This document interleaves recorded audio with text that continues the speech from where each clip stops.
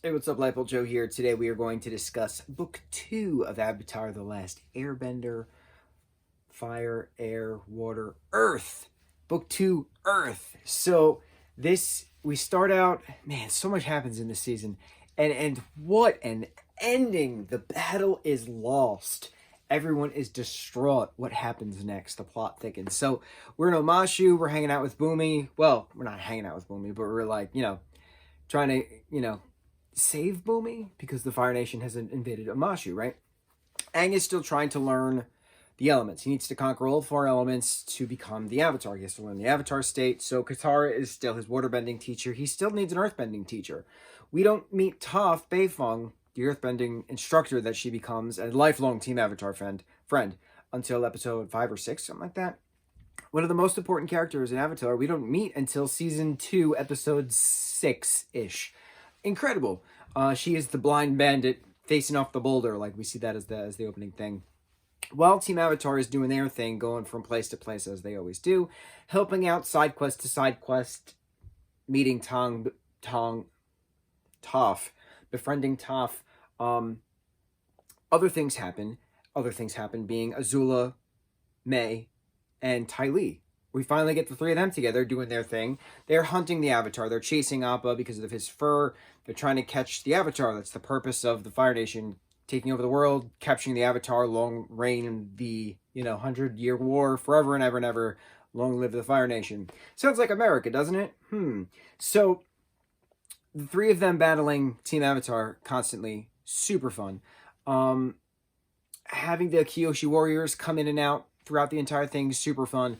Zuko and Iroh are officially banished from the Fire Nation, so they are traveling the Earth Kingdom as refugees. They finally settle to Ba Sing Se. Team Avatar gets to Ba Sing Se. The Kyoshi warriors are captured by Azula, Mai, and Ty Lee. They take the outfits pretending to be Kyoshi warriors to infiltrate Ba Sing Se.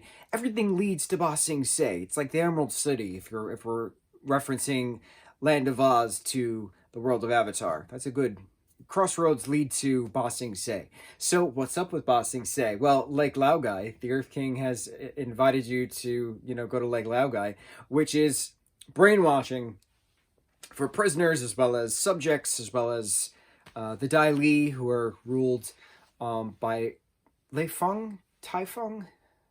I can't remember his name, to be completely honest. The Earth Kingdom is just it's Ba Sing Se is ruled by the Dai Li, essentially, and they're this, they're a syndicate. It's a crime. It's a crime family, kind of a family, not really though.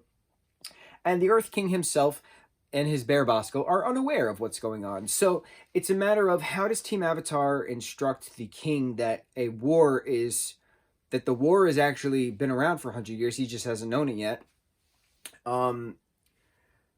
Azula and company, try to take a giant drill through. They eventually learn that they can infiltrate by becoming fake Kyoshi warriors. But Team Avatar, goes to this library in the middle of a desert, collects some information. They figure out that Sozin's Comet is coming. Sozin's Comet came 100 years ago. Sozin's Comet, and that's what gave the Firebenders the enough strength and power that it took for them to take over the entire world.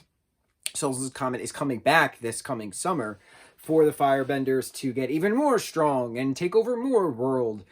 So that way they have to defeat the Firebenders when the sun is blocked out. The day of Black Sun is going to come. That way, when the eclipse comes, the Firebenders will be not useless, but like benderless. And like that'd be the upper hand for all, the 2 nations, because technically Aang's the only airbender.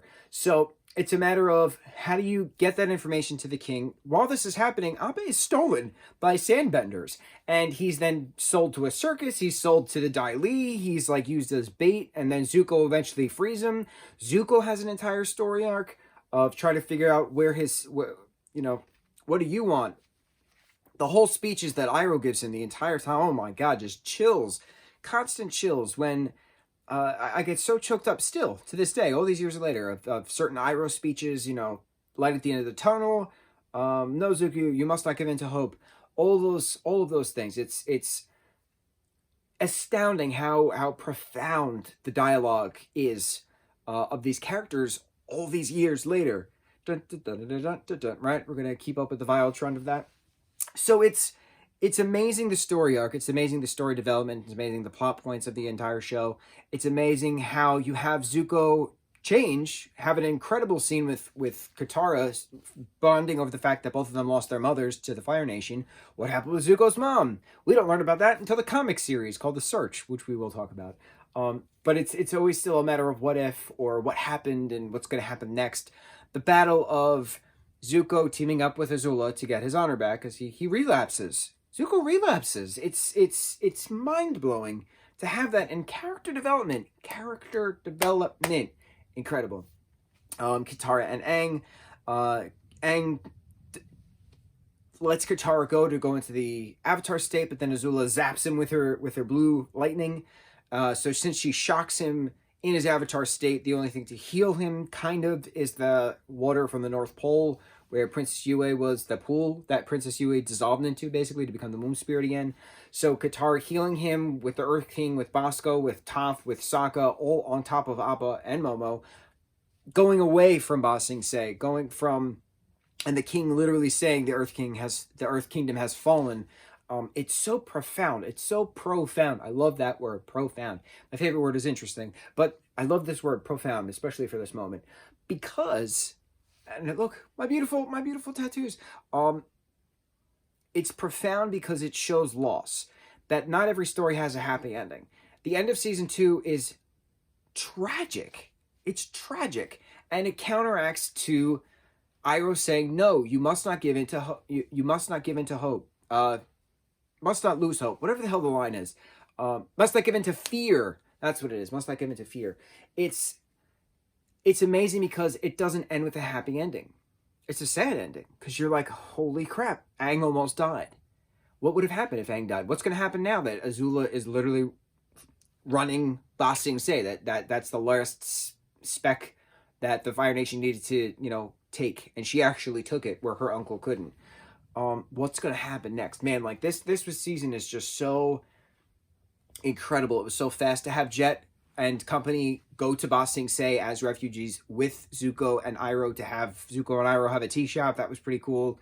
But to have Jet brainwashed and then Jet being destroyed, like, that was a hard scene to watch with Smellerby crying over him, like, under Lake Laogai. Like, that was very hard to watch. It's just such a beautiful, beautiful, beautiful show, a beautiful season. Love it. On to book 3. Mucho mahalo.